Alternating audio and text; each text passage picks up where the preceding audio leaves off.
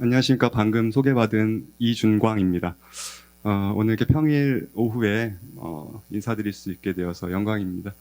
제가 오늘 2시에 약속을 정하고 조금 오전에 어떤 거 할까 하다가 박물관에 좀 일찍 나왔습니다. 그래서 점심 먹기 전에 오전에 나와가지고 저 전시실도 좀 돌아보고 여기 뮤지엄 샵도 보고 식당 가서 후배랑 밥도 먹고 했는데, 그때마다 주변에 선생님들 몇 분이 계셔서 이렇게 유심히 뵙고 나서 여기 강의 시작하기 전에 청중처럼 여기 속에 있었는데요. 그때 뵀던 분들 몇 분 여기 계셔서 구면이 된 것 같습니다. 그래서 좀 더 편안하게 진행할 수 있을 것 같습니다. 오늘 준비한 내용은요, 이미 알고 계시는 것처럼 분청사기에 대해서 알아볼 예정입니다. 근데 제목이 7얼굴입니다. 그래서 분청사기엔 여러 가지 장식 기법이 있는데 그게 대충 추려보니까 7가지가 됩니다. 그래서 이 분청사기를 장식한 7가지 기법을 순서대로 보다 보면 분청사기에 대해서 가장 쉽고 빠르게 이해할 수 있는 방법이 됩니다. 뿐만 아니라 이 분청사기 특징이 청자 그리고 백자하고도 연결이 되어 있기 때문에 덤으로 분청사기뿐만 아니라 청자 백자까지 한꺼번에 이해할 수 있게 되기 때문에 아주 재밌고 간편하면서도 많은 것들을 알 수 있는 주제입니다. 그래서 오늘 목표를 설정을 해봤는데요. 간단합니다. 첫 번째, 우리가 일상적으로 말하는 이 분청사기라는 말이 있는데 이게 뭘까? 이걸 먼저 알아보겠습니다. 그리고 제가 좀 전에 말씀드렸다시피 이 분청사기라는 주제이지만 사실 청자와도 관련이 있기 때문에 이 청자와 어떤 관계가 있을까? 이거를 알아보겠습니다. 두 번째는 제목과 같이 이 장식기법에 대해서 이해하겠습니다. 그리고 청자뿐만 아니라 백자하고도 관계가 있어서 덤으로 백자와의 관계도 알아보겠습니다. 그럼 보통 여기까지 하면 분청사기를 이해할 수 있겠는데 여기서 좀 더 더해서 이 분청사기의 아름다움이 분청사기가 그만 만들어진 때 종료된 것이 아니라 계속 확산되고 지금까지도 지속되고 있는 현장을 살펴보겠습니다. 그렇게 되면 오늘 제가 목표한 이 5가지를 다 확인할 수가 있을 텐데요. 본격적인 강의에 들어가기 앞서서 한번 이 그림을 봐주시죠. 강의 시작할 때 오늘 주제가 분청사기다 그러면은 가장 마음에 드는 그리고 좀 더 인상 깊게 남을 만한 작품을 생각해 보곤 하는데요. 저는 이 작품을 한번 선정해 봤습니다. 어떠신지요? 선생님들 여기 여러분들이 계셔가지고 각각 다른 생각들을 가지고 계실 걸로 압니다. 그래서 어떤 분은 저 난해한데 이렇게 생각하실 수도 있고요. 어떤 분은 저거야말로 분청사기의 이 자유분방함을 담고 있다 이렇게 생각할 수도 있죠. 그래서 한번 이런 말은 어떻습니까? 제가 한번 여기다 적어봤어요. 이 가락진 멋과 싱싱한 아름다움을 내가 알아본다면 좋고 모른다면 그만이지. 제가 이렇게 쓴 게 아니고요. 제가 이렇게 무책임하게 쓴 게 아닙니다. 그리고 내가 이렇게 반말을 제가 쓸 리도 없고요. 그래서 한번 이런 말을 적어봤습니다. 이거를 적은 이유는 이 그림하고 딱 맞고 말도 편안합니다. 이미 여러 선생님들께서 웃어주셔서 다행인데 안 웃으시면 어쩌나 했습니다. 그래서 분위기도 좀 더 편해졌고 이 작품에 대해서 이해하는 그런 간단한 말을 소개했습니다. 그런데 우리가 지금부터 한 140개 정도 슬라이드를 봐야 됩니다. 근데 제가 끝에 가면요, 이 그림을 다시 한번 보여드릴 거예요. 그때 한번 떠올려 보시기 바랍니다. 지금 생각하신 생각과 잠시 후 2시간 후에 똑같은 그림을 보실 때 생각이 어떤지 기대하겠습니다. 자, 그럼 첫 번째 목표였던 우리 분청사기에 대해서 알아보겠습니다. 보통 선생님들 머릿속에 떠올리는 분청사기라고 한다면 아마 이런 그림일 거라고 생각이 들어요. 그래서 분청사기 여러 개가 있는데 좀 종류별로 한 3개 정도 골라봤습니다. 그래서 첫 번째 거는 분청사기 인하문병이라고 그러고, 두 번째 것도 분청사기, 세 번째 것도 분청사기입니다. 그래서 보통의 미감으로 봤을 때는 첫 번째, 두 번째 건 좋아 보이고 세 번째 건 좀 대충 맞는 것 같은데 이렇게 생각하실 수도 있겠습니다. 사실 그렇습니다. 이제 분청사기의 모양을 머릿속에 담았으니까 이름에 대해서 좀 알아보죠. 이 기록에 찾아보면요, 이 분청사기를 찾으려고 하면 찾아지지가 않아요. 그러면 그때 당시에 분청사기가 분명히 존재했는데 우리 선조들, 조선 초기에 사람들은 이걸 뭐라고 불렀을까 하고 보면 여기 써있는 대로 사기라고 불렀던 것 같습니다. 한자를 좀 잘 봐주세요. 물수변에 사기를 썼습니다. 근데 또 기록에 돌석자를 쓰는 사기도 있더라고요. 그럼 두 개가 다른가? 또 그렇지는 않습니다. 아마 같은 거를 지칭하는 걸로 생각이 됩니다. 네. 그리고 우리가 익히 아는 자기, 돌석자를 쓰는 이 자자, 질그릇 자자 말고요. 이 자기가 또 있습니다. 그리고 우리가 조선하면 생각하는 백자도 기록 속에 있습니다. 근데 제가 오늘 제 주제를 분청사기라고 떡하니 달아놨는데 기록에도 없는 이름을 갖다 놓은 겁니다. 그럼 이 분청사기는 도대체 어디 가서 찾을 수가 있을까요? 증명입니다. 제가 여기 조선왕조실록 홈페이지에 가서 여기 분청사기 하고선 써봤더니 검색 결과가 없습니다. 이렇게 나와가지고 실제 없다는 걸 선생님들께 증명해 보였습니다.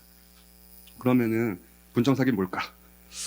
제가 그 일제강점기 때에 이 미술품 경매 도록이 있어서 찾아봤습니다. 여기 보시면은 경성 미술구락부 이렇게 써 있습니다. 이게 어딨냐면 지금 명동의 프린스 호텔 자리에 있었던 경성 미술구락부입니다. 여기서 많은 미술품들이 일본으로 팔려나가고 또 한국에 남겨지고 했습니다. 여기서 나왔던 도록들을 보니까 분청사기가 있었어요.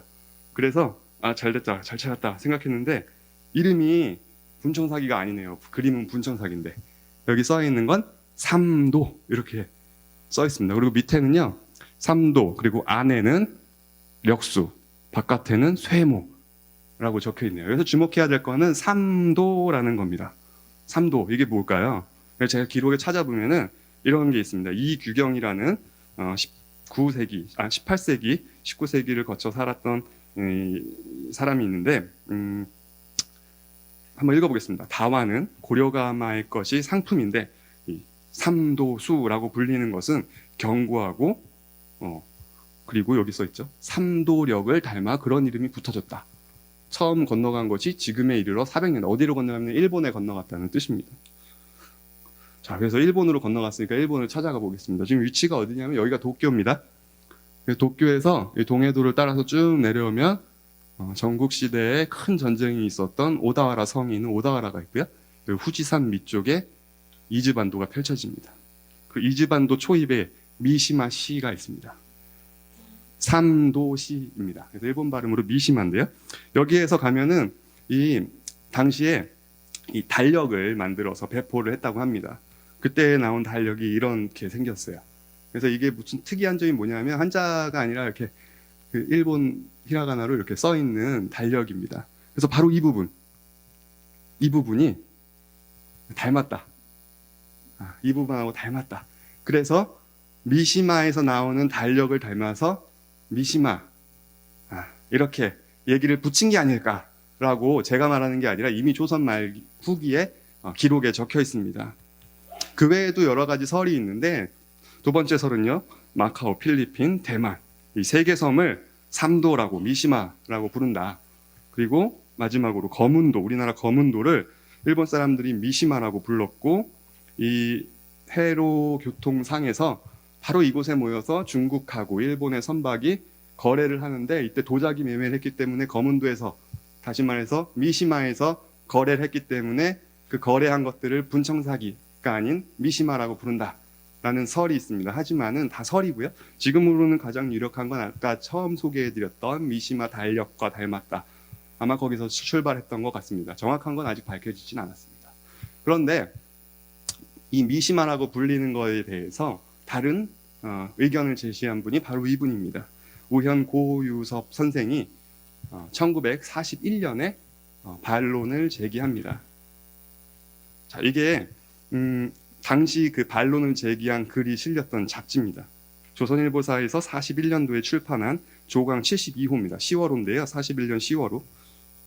당시 잡지를 제가 구하지 못해서 당시 잡지 복사본을 직접 찾아가지고 갖고 와봤습니다. 아주 향토색 짙은 당시 시대성을 반영해주는 그 표지에 이런 고려도자와 이조도자라는 글이 실립니다.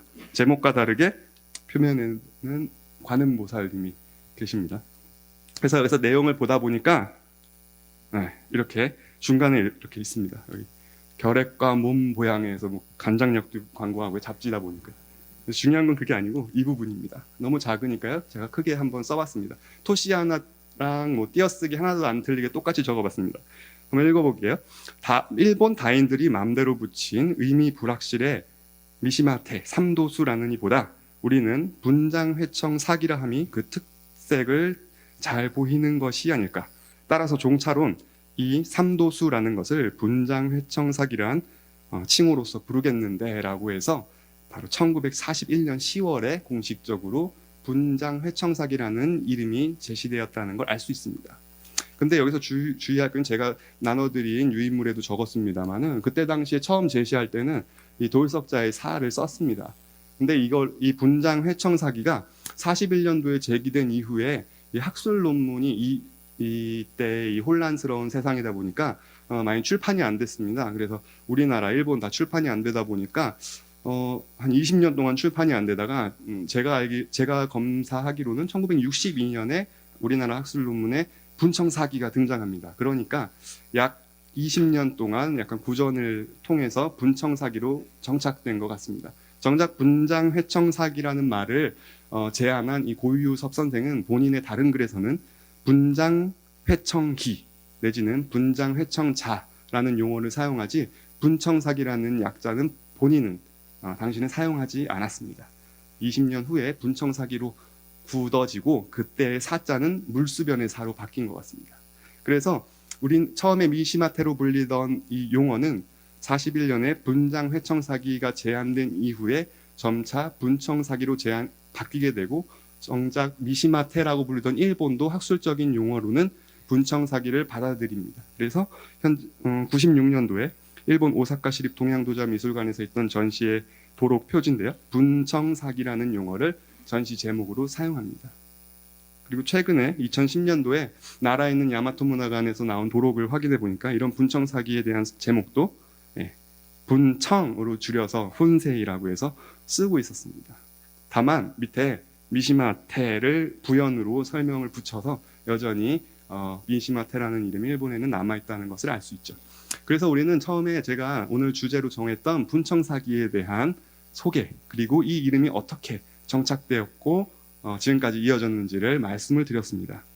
그러면 본격적으로 이 분청사기에 대해서 이해를 해야 될 텐데요. 제가 처음 말씀드렸다시피 그러려면 청자에 대한 이해가 먼저 필요합니다. 오늘 주제는 분청사기이기 때문에 청자에 대해서는 간단히 그림을 살펴보는 걸로 진행을 해 나가도록 하겠습니다. 자, 그 유인물 뒤에 제가 이 표의 완성본을 달아놨습니다만은 그건 나중에 보시면 되고요. 오늘의 과제는 이 표를 완성시키는 데 있습니다. 자, 보시면은 이 분청사기 백자 2개의 라인이 있고 시기별로 나눠놨습니다. 근데 진짜 분청사기라고 하는 거는 이 BD 부분이고 A는 청자, CE는 백자에 대한 내용입니다. 근데 이렇게 표로 해놓은 이유는 이 BD가 만들어질 때 횡으로는 A의 영향이 D까지 이어지고 BD를 만들 때 같은 시대에 CE가 횡적으로 영향을 준다는 걸 보여드리기 위해서 이런 표를 작성을 해봤습니다. 그리고 고려 말기의 백자는 제가 빈칸으로 놔뒀는데 접하지 않고 있기 때문에 큰 영향관계가 없습니다. 다만 나눠드린 표에는 한 줄 적어놨습니다. 자, 그럼 A에 대해서 한번 살펴보겠습니다. 앞으로 보여드릴 여러 가지 그림들은 제가 되도록이면 국립중앙박물관에 현재 전시 중인 작품으로 선정을 했고 필요에 따라서는 국내 다른 기관 그리고 일본, 미국의 작품들도 포함을 시켰습니다. 그래서 여기 보셨을 때 국립중앙박물관이라고 되어 있는 것들은 물론 전시 안 되어 있는 것도 있습니다만 지금 전시실에 가면은 확인할 수 있는 작품들도 있습니다. 자, 여기 보면은 제목이 청자, 상감, 매죽, 포류, 수금문, 표용주자라는 긴 이름입니다만은 이 부분을 봐주시면 됩니다. 버드나무가 아주 유려한 모습으로 검은색으로 장식이 되어 있고 그 사이를 한가롭게 논이는 물새들이 있습니다. 근데 물새 밑에는 이 물새가 전진하고 있다는 것을 보여주고 싶었는지 검은색으로 물결이 흩어지는 모습을 아주 세세하게 그려놓은 것을 확인할 수 있죠. 그뿐만이 아니라 이 버드나무로 치려고 날아오는지 이 새가 날아오는 모습도 운동감 있게 잘 표현을 해놨습니다. 이게 바로 고려시대 상감청자에 보이는 물새 그리고 버드나무의 표현입니다. 이것하고 바로 옆에 이건 아니군요. 이거는 일본에 있는 건데요. 아주 몽환적인 그림입니다만은 이 물가 풍경과 새들을 함께 장식을 해놨습니다. 이건 아까 보셨던 표용주자 바로 옆에 전시되어 있는 작품인데 아주 재미있는 작품입니다. 여기 버드나무가 새 그루가 있고 그 사이를 노니는 물새가 있는데 특이한 점은 이 물새입니다. 이 오리가 요 새하고는 다르게 시점이 다르죠. 위에서 내려다보는 것처럼 옆에서 보는 것과 다르게 위에서 내려다보고 눈하고 부리도 세세하게 표현했습니다. 그리고 물결도 아까 비슷하게 자세하게 표현했네요. 이거는 고려 13세기 후반에 만들어진 편병인데요. 이제 물새들이 이 나무에 올라 앉았습니다. 올라 앉았는데 눈하고 부리가 따로따로 그려져 있지 않고 하나로 그냥 간단하게 처리를 했습니다. 아까 보셨던 거하고 보면은 확실히 다릅니다. 버드나무도 좀 뻣뻣한 느낌이 들고 새들도 그냥 앉아 있습니다. 그러던 것이 이제 시기를 정확하게 알 수 있는 그릇을 한번 보면요. 이게 1329년에 만들어진 걸로 보이는 대접인데 버드나무 사이에 새들이 있습니다. 그리고 특이하게 물결이 그냥 그려야 되니까 그리는. 우리 선조들이 그렸으니까 나도 그냥 그리는데 한 줄로 그냥 간단하게 하자. 이렇게 해서 간단하게 표현한 물오리들의 모습입니다. 강진의 고려청자박물관에 가면 이런 병이 있는데요. 이거는 나중에 다시 나오기 때문에 한번 또 봐주시죠. 버드나무와 새가 있는데 이번에는 이 좁은 면, 이 병의 이 좁은 면을 구획해서 좁은 면에 알뜰하게 공간을 활용해서 새와 버드나무를 그려넣은 모습을 확인할 수가 있습니다. 이건 어떤가요? 여기 목에 보면요. 학이 있는데 뭔가 동글동글한 거 사이에 있습니다. 이거 바로 구름 사이를 누비는 학입니다. 이런 것들은 계속 만들어져서 왼쪽에 있는 거는 봉황 사이의 구름. 여기는 당연히 이것도 구름이겠죠. 구름 사이의 학인데 모양이 구름 같지가 않고 이제는 비 맞으면서 나는 학이 되어버렸습니다. 그래서 저런 것들을 우전문, 비를 표현한 점 문양이다. 그래서 우전문이라고 부르는데 사실 시작은 이렇게 구름 사이를 나는 학에서 이렇게 변화된 겁니다. 그래서 지금까지 학하고 그 물가 풍경에 대해서 좀 살펴봤고요. 그리고 또 다른 상감을 보여드릴게요. 이거는 1159년에 만들어진 것 같은데 자, 이런 안쪽에 내측에 문양을 만들었습니다. 꽃도 보이고요. 덩굴도 보이는데 주의할 점은 이 덩굴하고 꽃을 표현하는 데 있어서 표현하고자 하는 문양의 겉부분을 상감했다는 겁니다. 꽃 자체를 상감한 게 아니라 바탕을 상감한 거죠. 이런 기법은 계속 이어져서 1255년으로 보는 이 명종지릉출토 대접에 보면 바깥에도 그대로 적용이 되고 있습니다. 아까보다는 좀 면적이 좁아들었죠. 그런가 하면 이 안쪽에는 연꽃, 이걸 연꽃이라고 하는데요. 연꽃 문양과 그것이 이어진 덩굴들이 보입니다. 그 중간에 봉황도 있고요. 네, 그러던 것이 이제 시간이 정확하게 알 수 있는 시대의 걸로 보면 이렇게 연꽃, 그리고 안에는 세 개의 씨앗같이 이렇게 중간에 심실을 두고 이렇게 덩굴을 연결했습니다. 근데 바깥을 보니 아까 본 것과 다르게 그냥 선으로 간단히 마무리했네요. 아까보다 좀 더 간략화된 모습입니다. 좀 더 시간이 지나면 똑같이 연꽃은 있는데 가운데 아까 씨앗같이 있던 그 하얀색 모습이 없어지고 덩굴도 뭔가 이어지지 않습니다. 그리고 겉에도 이렇게 간략화된 모습으로 표현이 됩니다. 이런 것들을 어디서 만들었냐면 이렇게 생긴 가마에서 만들었어요. 지금 보여드리는 가마터는 비록 12세기 중반의 가마지만 이렇게 아궁이가 있고 일직선으로 쭉 뻗은 가마에서 만들었고 고려 후기까지 계속해서 이어집니다. 그래서 만들어진 것들은 주로 바닷길을 통해서 개경까지 이어진 것 같습니다. 그런데 이 고려 말기가 되니까 일본 왜구들이 쳐들어옵니다. 그러니까 바다가 안전치 않게 됩니다. 그래서 육로로 옮기게 되는데요. 육로로 옮기기 전에는 이렇게 바다로 가다가 빠진 물건입니다. 그래서 보니까 여기 연꽃도 있고 덩굴이 또 끊어졌네요. 그래서 아까 보여드렸던 것과 비슷한 모습을 보여서 고려 후기에는 이런 청자들이 만들어졌구나 라는 걸 알 수 있습니다. 그래서 바다로 가던 것들이 이제 땅으로 가게 되는데요. 여기 보면은 사홍이라는 사람 그 관청에서 1년에 한 번 육지를 통해서 가지고 오는데, 여기 보시면 이 소등에 실어서 가지고 오는데, 서울에 들어오면 궁중에 바치는 것은 100분의 1밖에 안 납니다. 그럼 99개는 어디로 갔나? 모두 사사로이 가지고 가서 제대로 수도로 오지 않는다는 것을 알 수가 있습니다. 그래서 이 A 부분을 정리하겠습니다. 이렇게 보신 것처럼 이 장식을 하게 되면 이 문양대를 만드는데, 이 문양대를 반드시 준수를 합니다. 그리고 장식이 점차 이렇게 성겨지는 것을 눈으로 확인하셨고요. 그리고 가마는 고려 중기하고 변함없이 계속해서 이렇게 일자로 생긴 가마에서 만들어집니다. 그리고 곡물로서 바다에서, 바다를 통해서 개경으로 오다가 나중에 육지에서 이동한다는 것을 확인했습니다. 그럼 이제 본격적으로 분청사기 B에 대해서 보겠습니다. 분청사기의 시작입니다. 고려 말기에는 이렇게 만들어지다가 점차 내륙 넓은 면으로 도자기를 만드는 곳이 많아집니다.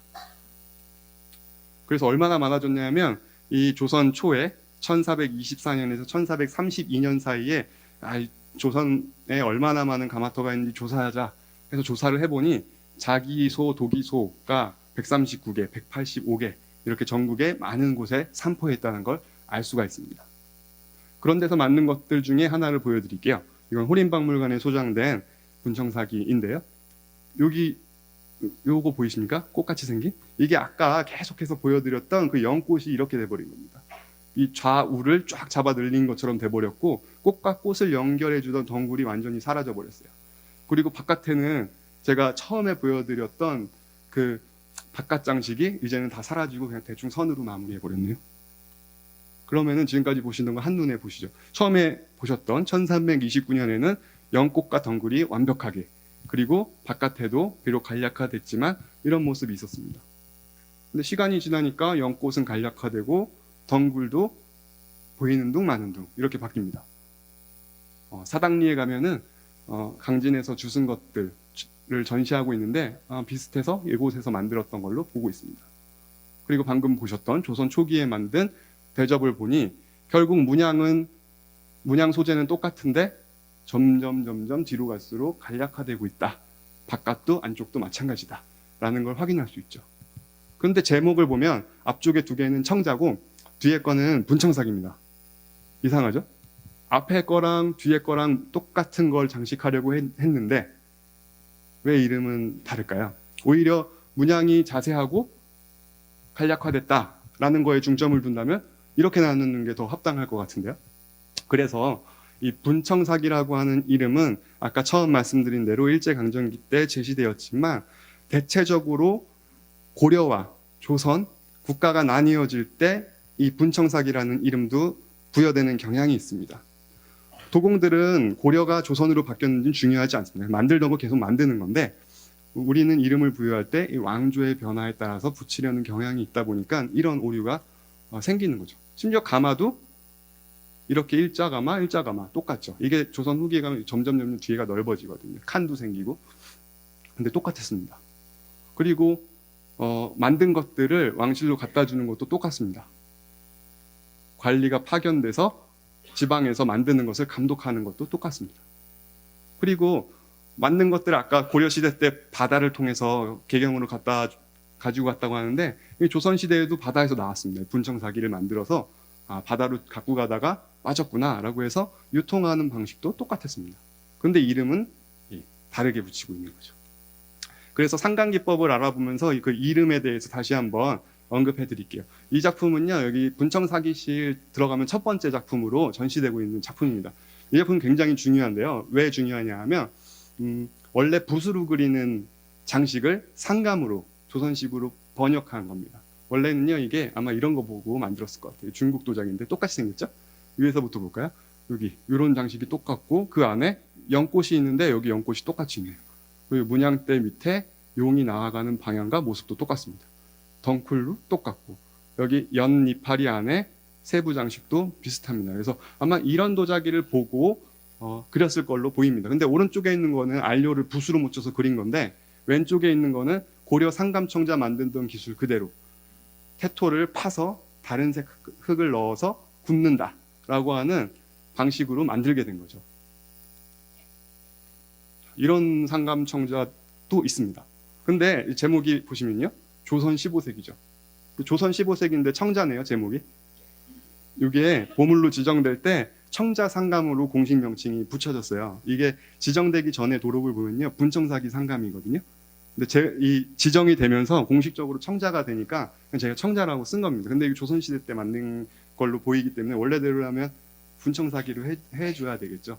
그러니까 이게 공부하는 사람들 입장에서도 이 나라에 따라서 이름을 붙이느냐 아니면 모양에 따라서 붙이느냐, 이게 확실히 해결되지 않은 게 도자사 연구의 과제로 남아 있습니다.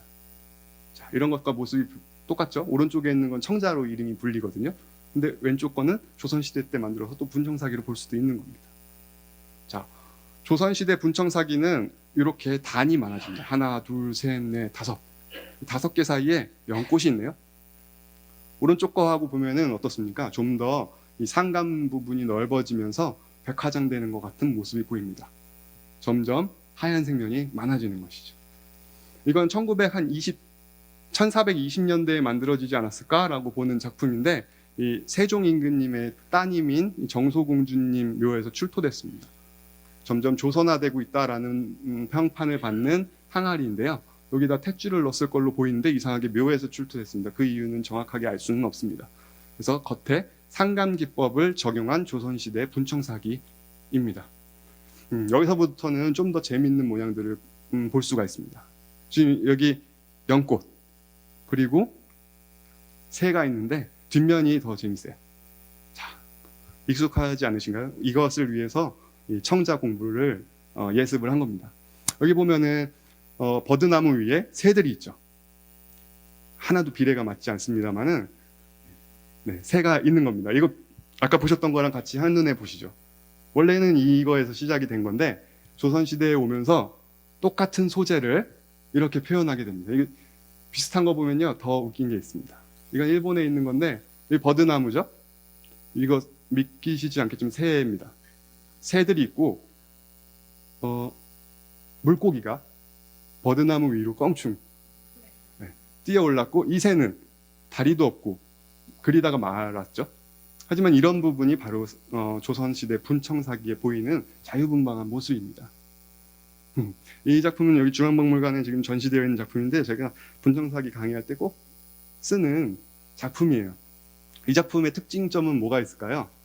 새가 물고기만 하다? 아니면 물고기가 새만 하다? 뭐 이런 것도 있을 수 있습니다만 바로 이 부분입니다. 장화시는 새라는 게 중요한 게 아니라 이 장화의 부분을 보면 선을 밟았죠. 여기. 예, 우리가 어렸을 때 이렇게 동네에서 놀 때 금 밟은 걸로 계속 싸우는 것처럼 여기 이 새도 금을 밟으면은 안 되는 겁니다.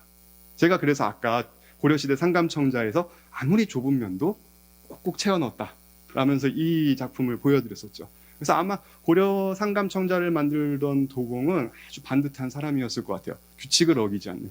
아무리 좁아도 이 공간을 어기지 않습니다. 하지만 조선시대 도공은 좀 넘으면 어떤가? 새인데 어차피 넘어도 새고. 그래서 이렇게 새가 금을 밟은 부분이 굉장히 이전과 달라진 점입니다. 비율이 파괴되는 부분은 이 도자기에서 더 잘 볼 수 있습니다. 여전히 버드나무는 있습니다만은 물고기가 버드나무만하게. 이제 놀랍지 않죠? 아까 버드나무를 뛰어넘는 물고기도 보셨으니까요. 여기 거북이 등에서 버드나무가 피어오르는 것처럼요. 그래서 숨어있는 새를 찾아보시겠어요? 여기 구름이 아니고요. 여기 새입니다. 여기 불이 보이시죠? 네, 구름이 떠 있는 것 같은 모습이었지만 새고, 진짜 숨어있는 새는 여기 있습니다. 여기. 그쵸? 그래서 처음 아까 보셨던 것처럼 고려시대 버드나무에 단정하게 앉아있던 새는 온데간데 없고, 이렇게 숨바꼭질하는 새 등등이 나오게 됩니다. 그런가, 이렇게 재밌는 상감청자만 있는 게 아니라 좀 더 반듯한 것들도 보이네요. 이것은 일본 도쿄에 있는 이데미치 미술관에 있는 작품이라 우리나라에서는 볼 수 없는 작품입니다. 가운데 있는 이 부분 비슷한 듯 하지만 다릅니다. 아래는 하얀색으로 분장을 하고 그 분장을 걷어낸 거고요. 여기는 하얀색 부분을 판 다음에 흰색을 넣은 겁니다. 그러니까 이 부분이 바로 상감이죠. 그래서 이렇게 넓은 면을 상감하면 면을 상감했다 해서 면상감이라고 합니다. 근데 이건 연꽃인데 어떻게 상감했나요? 선으로 연잎을 표현했습니다. 넓은 면에 연잎 하나를 딱 놓고 행여 비례가 틀어질까봐 이렇게 길게 잡아 빼면서 이 비율을 맞춰서 아주 가냘프면서도 단정한 연꽃을 표현을 해내는 데 성공했습니다. 예, 요게 바로 면상감의 또 다른 예입니다. 이 부분을 넓게 파서 흰색 흙을 넣고 다듬어서 완성을 시켰습니다. 그래서 상감에는 면상감과 선상감이 있다. 이런 것들을 확인해 주시면 되겠습니다. 다음은 분청사기 인화기법입니다. 인화기법은요, 새로운 게 아닙니다. 고려시대에도 인화기법이 이미 있었습니다. 여기 보시면 사선이라고 써있는 중심으로 주변에 문양대를 구성하고 이 부분이요. 동글동글동글하게 뭔가를 도장을 찍었네요. 이 도장 찍은 부분이 바로 도장을 찍었다라고 해서 인화라고 하는데요. 이미 고려시대 상감청자에 많이 보입니다. 바로 이 부분이요. 네. 여기 국화꽃들이 있죠. 원래대로 만든다고 하면은 이 국화꽃 하나하나를 파서 채워넣고 다듬었어야 됩니다. 근데 이거 하나를 상감하다 보니까 또 하나 상감하면은 너무 힘든 거죠. 그리고 똑같은 걸 할 거면 도장을 만들자. 그래서 콩콩콩콩 찍으면 빠르게 완성이 됩니다. 그러던 것들이 점점 넓은 면으로 확대가 되는 거죠. 지금 이거는 청자로 분류되어 있는 소형 병입니다. 자, 주변에 넓게 상감이 되어 있죠. 그래서 인화기법이 조선 초에 시작됐다라고 볼 수는 없는 겁니다. 이미 고려시대 후기 청자의 영향이 남아서 분청사기로 이어졌다, 이렇게 보면 되겠습니다. 그래서 이게 좋은 예가 되겠고요. 자, 여기 보시는 합청 장구명 사이호는 넓은 면에 도장을 콩콩콩콩 찍었습니다. 좀 더 확대해서 보면 글씨 주변에 국화꽃들이 보이시죠. 그래서 이 하나하나 이 상감하는 기법도 굉장한 공력이 들어가기 때문에 인화 분청사기는 대부분 고급품들이 많습니다. 네. 지금 보시는 건 또 다른 모습입니다. 여기는 울산에서 만든 걸로 여기 울산, 인수부 이렇게 적혀 있는데 이 안쪽에 있는 것들이 다 인화죠. 근데 아까랑 조금 다르죠. 아까는 국화 하나하나를 도장을 찍었는데 이거는 한 줄이 보이시나요? 세로로 긴 한 줄들. 자, 그런 것들이 쭉 돌아가면서 안쪽을 가득히 장식했습니다. 그래서 이런 것들은 새끼줄을 꼰 것 같다. 그래서 승련문이라는 이름으로 부르고 있습니다. 그리고 도자기 출토된 것 중에서 굿바닥을 보니까 뭔가 이름이 써 있습니다. 덕생 이렇게 적혀 있네요. 이런 것들이 종종 있어서 이거는 도자기 만든 사람의 이름일까 하는 상상을 불러일으키게 됩니다. 그래서 도자기를 보셨으니까 한번 기록을 볼게요. 왜 관청명이 적혀 있을까? 아까 써 있는 것대로 보시면 태종실록인데 호조에서 아래기를 그 장흥고라는 세자를 도자기에 새기고 각사의 납부, 그러니까 각 관청에 줄 때도 장흥고의 예에 따라 가지고 관청명을 새겨라. 그리고 사장, 개인적으로 이것을 가지다가 훔친 사람은 죄를 받게 하자라고 하는 겁니다. 그러니까 간단하게 말씀드리면은 이거는 관청 물품이다라고 도자기에 이름표를 새겨 붙이는 겁니다. 자꾸 없어지니까. 그 결과 아까처럼 이름이 붙어지게 되는 것이죠. 그리고 또 다른 기록에는요, 이제 세종 임금님이 보시는 진상하는 그릇들을 보니까 형편없다. 그러니 오래가지 않아 파손될 수밖에 없다. 이거는 실명제가 안 됐기 때문이니 지금부터 그릇 만든 사람 이름을 밑에다가 써서 책임지게 하자라는 기록이 21년에 나옵니다. 그 결과 여기 써 있는 대로 장흥고 기록이랑 똑같이 유물에 남아있는 결과가 나옵니다. 그래서 지금 전시실에 가면은 수많은 관청명이 적혀 있는 분청사기가 전시 중에 있습니다. 그래서 많이 나오는 것들을 보면요, 공안부, 장흥고, 인수부, 그리고 내섬시 이런 것들이 많이 나오는데 주로 조선 전기에 집중되어 있고 경상도, 전라도, 충청도 전국 각지에서 많이 만들어졌습니다. 다만 장흥고는 경상도에서 많이 나오고 이 내섬시 같은 경우는 전라도에서 많이 나와서 약간 지역별로 관청에서 주문하는 게 달랐을 것으로 보고 있습니다. 그래서 여기 인하부의 인화 문양에서 아주 본격적으로 나오는 것들이 이런 모습입니다. 아까 처음 본 것처럼 콩콩콩콩 도장을 찍던 것에서 이제 점차적으로 임금님이 실명제 그리고 훔쳐가지 못하게 관청 이름을 적어라라고 하니까 점점 품질이 좋아집니다. 그래서 보통 1430년대에서 1460년대 약 이 30여 년간에 만들어진 도자기 인화문 분청사기는 품질이 굉장히 좋고요. 점차 이 전면을 인화로 장식하게 됩니다. 가장 좋은 인화 분청사기는 아마 이 작품입니다. 지금 우리나라에 있지 않고 일본에 건너가 있는데요. 월산대군의 태호로 불리는 겁니다. 보면은 이 전면에 이 중심 부분이 있는데 지금 하얗게 보이시죠? 네, 똑같이 생긴 게 광주 무등산에서 나왔습니다. 그래서 아마 이건 무등산 충효동이라는 가마터에서 만들어졌을 것으로 보이는데요. 한번 크게 한번 볼까요? 꽃잎이 보이세요? 네, 꽃잎들이 보이고 질서정연하게 전면을 가득하게 인화를 하고 상감을 했습니다. 그런가 하면 처음 보여드렸던 이런 모습들도 있어요. 이런 인화문병은 이렇게 생겼어요. 검은 점들이 보여서 오히려 이 검은 점을 장식한 게 아닐까라고 생각하겠지만 흰색면이 꽃잎이고 그것들이 이어져 있다 보니까 꽃잎의 형상이 안 보이는 겁니다.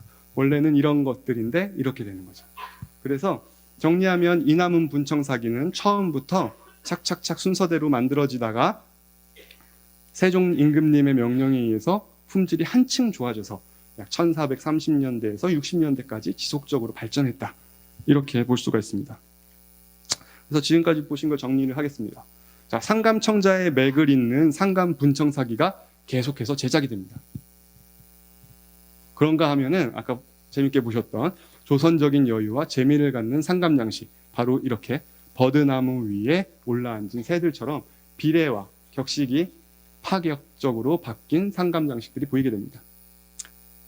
1420년을 전후해서 관청명과 장인명이 나오게 됩니다. 그래서 결과적으로 이렇게 좋은 분청사기, 그래서 인화 분청사기의 전성시대가 열리게 됩니다. 그리고 점차 기명 가득히 인화하게 되죠. 자, 왕실, 관청, 그리고 일반 민수용으로 다 제작이 되었고요. 여전히 고려 후기랑 똑같이 해상과 내륙으로 곡물로 유통되게 됩니다. 그러면은 이 C 부분을 보겠습니다. 지금 이런 현상이 일어나는 데 있어서 백자는 어떤 길을 걷고 있었을까? 15세기 전기 조선 백자입니다. 이게 그러니까 15세기 전중반에는 이런 백자들이 만들어지고 있었는데 우리가 익히 알고 있는 경기도 광주 분원이라고 하는 것은 이때 생기지 않았을 때입니다. 비록 광주에 관영 사기소가 만들어지지 않았어도 이런 좋은 백자들이 만들어지고 있었던 것 같은데 이런 실물이 아니라 한번 기록으로 정확하게 추적을 해보죠. 엄청 글이 많습니다만 제가 재밌게 읽어드리겠습니다. 중요한 일화인데요. 이 명나라에서 이 윤봉이라는 사람이 사신으로 왔는데 이 사람은 사실 명나라 사신이지만 조선 사람입니다. 이 사람이 와가지고는 이렇게 말합니다. 그 사기를 좀 만들어줘야겠다. 근데 내가 말하는 게 아니라 성지, 황제께서 가지고 오라고 했다. 어떻게 생각할지 모르겠지만 내가 사장하는 게 아니다. 이렇게 강조를 하고 있네요. 그러다가 뭘 원하냐 했더니 이쪽 조선에서 광주 목사한테 전해서 명나라에 바칠 대중소의 백자 장본, 이건 장본은 기형입니다. 10개를 만들어서 올리라라고 해서 이 1425년 당시에 경기도 광주에서는 좋은 백자를 만들고 있었던 것 같습니다. 그래서 그 만든 게 명나라로도 전해질 정도가 된 것 같습니다. 이 기록은요, 김종직이라는 사람이 자신의 아버지 김숙자 자신의 아버지의 일화를 정리한 책인데 여기에 재밌는 일화가 있습니다. 자신의 아버지 김숙자 대감이 이 경상도 고령에 현감으로 가셨습니다. 그때 고령에서 백사기를 진공을 했다고 하네요. 그런데 별로 품질이 너무 안 좋아서 관이 맨날 혼났습니다. 그래서 김숙자 선생이 9번 체질해서 만드는 방법을 장인들한테 가르치니까 비로소 기존에 만들던 광주 남원, 남원에서도 백자를 만들었나 봅니다. 그래서 광주 남원보다 훨씬 좋아졌다. 그래서 이게 다 우리 아버지의 덕이니 이 고령현은 죄를 이제는 받지 않고 오히려 광주하고 남원이 이 고령만큼 만들어라 하고 혼나게 됐다는 이야기를 적고 있네요. 그럼 이게 얼마나 좋았는지 또 다른 이어지는 내용에 이렇게 있어요. 이 김숙자 대감을 이 현감으로 계실 때 이 김종서가 이 도순찰사로 오셨나 봐요. 그래서 고령현에 가셔서 식사를, 이 김숙자 대감하고 김종서 대감이 둘이 같이 식사를 합니다. 그럴 때 이 김종서 대감이 이렇게 얘기하는 거죠. 책상 위에 백사기가 있으니까 이거 진짜 좋다라고 얘기를 하십니다. 그래서 한번 생각을 해보시죠. 김숙자 대감한테 김종서 대감이 오셔가지고는 백자 좋습니다 하고 얘기하고 또 한참 정사에 대해서 이야기하시다가 두세 번 계속 백자 좋습니다 또 얘기하시다가 백자 좋습니다 해서 저는 이걸 이제 보면은 표면적인 걸 그대로 보면 고령의 백자가 진짜 좋았나 보다, 김종서 대감이 3번이나 칭찬했네, 이렇게 생각을 해야 정상인데 계속 보다 보니까 어떻게 됐지, 좋나 이런 생각을 하게 됐어요. 그래서 이 기록을 좀 더 보니까 이런 내용이 이어지더라고요.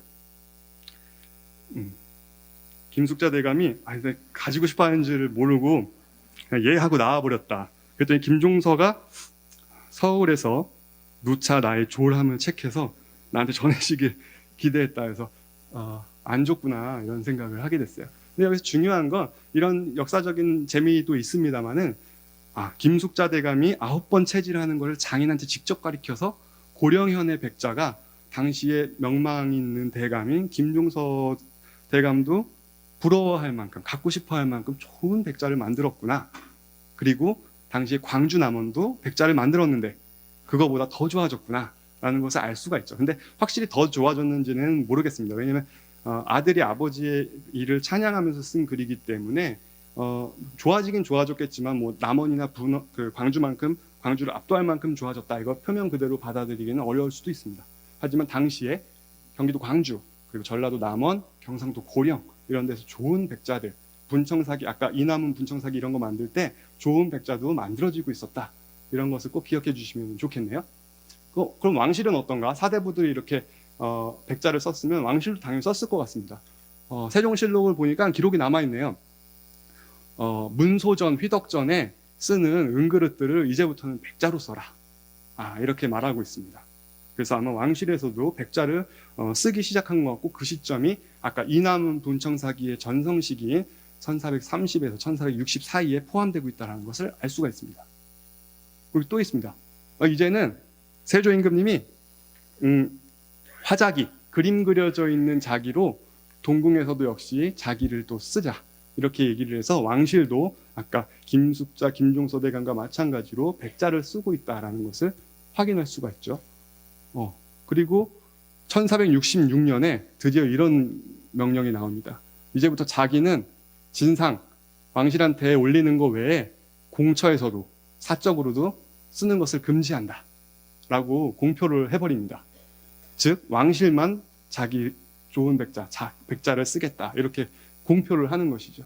그래서 지금까지 말씀드린 걸 정리하면 1425년에 아까 사신 요청으로 광주에서 백자를 구웠고, 고령 백자가 우수하다는 것을 알 수 있고, 왕실도 계속해서 백자를 사용하고 있었다라는 것입니다. 이 말은 여기 써 있는 대로 왕실 사대부, 당시 15세기 전반에 조선 사회를 이끌던 상류사회층의 관심이 백자로 이동하고 있었다는 것을 알 수 있습니다. 그런 한편 아까 말씀드린 분청사기가 계속해서 만들어지고 있었던 거죠. 그러다가 1466년에 아까 공사처에서 백자 쓰지 말라 하고는, 여기가 서울이죠. 여기 우리가 있는 곳입니다. 그래서 강을 따라 올라가면 양수리가 있고, 이 경안천을 따라서 이곳에 백자를 만드는 사기소가 설치가 됩니다. 정확한 시점은 알 수 없지만 대체적으로 1466년에서 69년 사이에 만들어진 걸로 학계에서는 보고 있습니다. 그래서 제가 누차 말씀드렸다시피 이런 백자가 만들어지는 것이죠. 순백자, 그리고 청하를 그린 백자들이 만들어집니다. 그렇다 보니 이전에 최고급이라고 했던 이 인하분청사기에서 이 순백의 백자로 관심이 이동합니다. 그렇죠? 그러니까 상류사회의 관심이 이쪽으로 가버린 겁니다. 그래서 점차 분청사기는 중앙에서 멀어지게 되고, 이제 왕실은 백자, 그러니까 다시 말해서 조선은 백자의 길로 변신하게 되는 것입니다. 그래서 이 시를 정리해 보죠. 자, 1400년대 초에 연질백자는 점차 경질화됐다. 이게 무슨 말씀이냐면, 가지고 계신 표에 여기 관악산에 만든 것들이 조금 무른 백자입니다. 그러던 것들이 점차 기술이 좋아지면서 두들겨 보면 땡땡 소리가 나는 단단한 백자, 그러니까 좋은 기술의 백자들이 만들어지게 됩니다. 어디서 만들었냐? 광주, 상주, 고령, 남원이라는 것을 아까 기록을 통해서 확인해 봤고요. 그리고 왕실에서 금속재를 쓰던 걸 또 백자로 바꿨네요. 그리고 왕실이 좋아하니 당연히 사대부도 백자를 선호하게 됩니다. 그 시점이 언제냐면 1460년대 후반에 백자기 공사처의 사용을 제재하면서 더욱 급변하게 됩니다. 그래서 1466에서 69년 사이에 경기도 광주에 관유가 설치되기에 이르는 것이죠. 그럼 이렇게 설치된 백자는 앞으로 이후에 16세기까지 어떤 길을 걷게 되는지는 2에서 살펴볼 텐데, 오늘 주제가 분청사기이다 보니까 여기서 간단히만 말씀드리죠. 앞으로 백자는 어떤 길을 걷냐 하면 이 청아백자 수입으로 인한 사치 문제가 생깁니다. 이게 무슨 말씀이냐면 아까 공사처에서 백자 쓰지 말아라 라는 기록 보여드렸죠. 그래서 왕실에서는 백자를 씁니다. 그러면은 돈 있는 그리고 명망 있는 집안에서는 백자 쓰고 싶죠. 왜냐하면 최첨단이고 가장 유행하는 것들이니까. 근데 국내에서는 쓰지 말라고 하니 수입을 하게 됩니다. 그래서 중국 청아백자가 많이 수입되게 되고, 실제로 이 광화문에서 종로 재개발되지 않았습니까? 그쪽에서 출토되는 것들을 보니까 이 시기에 중국 청아백자가 많이 출토됐습니다. 그리고 관요백자가 유출되어서 사적으로도 사용이 되었습니다. 그런가 하면 지방에서는요, 이제 소식이 전해지는 거죠. 서울에서는 이거 안 쓴대, 이제 백자 쓴대라고 하니까 그 백자 뭐야? 해서 백자가 점점 만들어지게 되는데, 이 시점을 16세기 후반, 그러니까 중반 이후로 보게 됩니다. 그래서 지방은 나중에 백자로 전환이 되는 운명을 갖게 됩니다. 그래서 이제는 D 부분을 볼 텐데요. 이 부분의 상징성은 바로 이겁니다. 1470년 이후. 이게 무슨 말이냐면 여기 경기도 광주 관유가 설치된 이후의 분청사기의 흐름을 보자는 말씀이죠. 그래서 이 부분은 중앙에서도 분청사기를 쓰던 시점, 경기도 광주에서 백자를 만들면서 그럼 분청사기는 어떤 흐름을 걷게 됐을까? 그리고 우리가 보통 말하는 분청사기라는 것들은 아직 안 나왔는데 그럼 뒤에서 나오게 될까? 이런 것들을 확인할 수가 있습니다. 그러니까 우리가 보통 분청사기면서 해학적이다, 정말 재밌다라고 하는 것들은 왕실이 쓰던 딱딱한 시대보다는 보통 지방에서 자유분방하게 만들어지던 이 D 시점에 집중되어 있습니다. 전반부에는 이 고려 청자 그리고 그것들이 이어져서 어떻게 상감 분청사기와 인하 분청사기로 이어졌는지를 보면서 이 상감 분청, 인하 분청도 결국에는 청자의 영향에서 이어지고 있는 것이다라는 점을 말씀드렸고요. 그러는 한편 인하 분청사기가 절정일 때 동시에 조선은 점차 백자로 이행해가고 있었다는 점을 말씀드렸습니다. 그래서 중앙에서는 이제 본격적으로 백자를 쓰는 시점이 도달해서 지방은 새로운 활로를 모색해야 했습니다. 왜냐하면 아까 그 바다 그리고 육지로 만든 곡물들을 중앙으로 올린다는 말씀을 드렸는데요. 그것들이 이 지방에 있는 분청사기 가마의 역할이었습니다. 그런데 그것들이 이제 끝나겠죠. 왜냐하면 중앙에서 백자를 만들게 되니까요. 그러면은 지방에서는 팔로가 이제 지방 내에서 국한되게 됩니다. 그러면은 충청도는 충청도에서, 경상도, 전라도는 각각 자신의 고장에서 분청사기를 소비하게 됩니다. 그러니까 소비자의 영향 그리고 그 지역색들이 드디어 나타나기 시작하는 거죠. 왜냐하면 인하 분청사기 때는 중앙으로 가다 보니까 중앙에서 원하는 것들을 전 지역에서 만들었는데 이제는 각 지방에서 원하는 걸 만들면 되기 때문에 이 1470년대 이후부터 이 분청사기가 소멸할 때까지는 새로운 창작 결과가 나타나게 됩니다. 그 중에 첫 번째가 바로 이 분청사기 조화 박지기법입니다.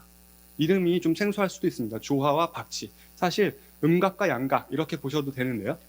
주로 전라도 지역에서 만든 것들입니다. 한번 살펴보시죠. 지금 왼쪽에 보이는 것들이 박지기법을 사용한 겁니다. 박지는 뭐냐면요. 아까 이 분청사기가 분장회청사기라고 말씀드리지 않았습니까? 그래서 도자기를 기형을 만든 다음에 겉에다가 하얀색으로 분장을 합니다. 그러고서 문양을 내고 싶으니까 이 도공은 연꽃 문양을 내고 싶었습니다. 그래서 주변에 분장했던 백토들을 걷어냅니다. 박박 긁어서 걷어내면 이렇게 모양이 나타납니다. 그런데 이 안쪽에 세부적으로 선을 그어서 세부적인 내용을 할 때는 조화, 음각을 했죠. 그래서 이거는 주로 박쥐기법을 사용한 도자기지만 세부적으로는 조화도 같이 사용이 되는 것입니다. 그래서 보통 박쥐 조화 기법은요, 함께 나타나는 경우가 대부분입니다. 오른쪽에 있는 것이 아까 보여드렸던 상감 분청삭인데, 이거하고 이거는 결과적으로는 비슷해 보일지 몰라도 전혀 다른 성질의 것이죠. 이거는 파서 채워놓고 단장한다.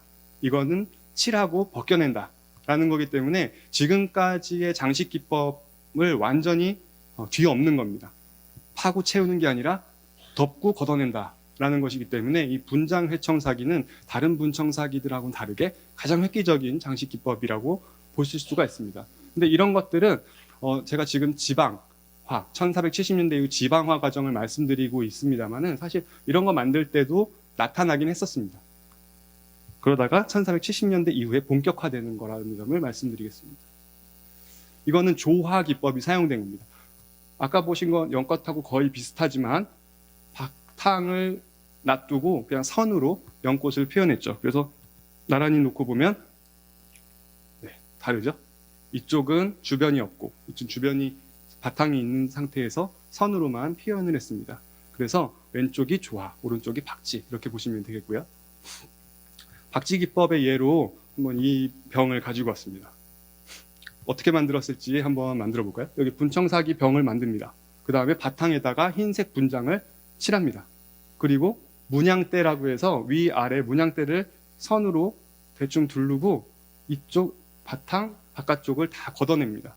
그리고 걷어낼 때 이 물고기 문양만 남겨놓고 걷어내는데 그렇게 꼼꼼하게 걷어내지는 않았어요. 그래서 이렇게 지저분한 것처럼 보이는 분장의 흔적이 남겨져 있고요. 물고기도 여기 조화로 세부를 표현했는데 이 바탕이랑 연결되는 부분은 깔끔하지가 않네요. 그럴 수밖에 없는 게 이 선에 맞닿게 다 칠해버리면 조화가 남아있지 않겠죠. 그렇다 보니까 이런 다소 거칠어 보이는 장식이 탄생하게 됩니다. 그렇지만 이렇게 깔끔한 것도 있습니다. 처음 이 강의 시작할 때 보여드렸던 건데 삼성미술관에 있는 쌍어문 편병입니다. 이 편병은 동그랗게 도자기를 만든 다음에 큰 주걱으로 양면을 퉁퉁퉁퉁 때립니다.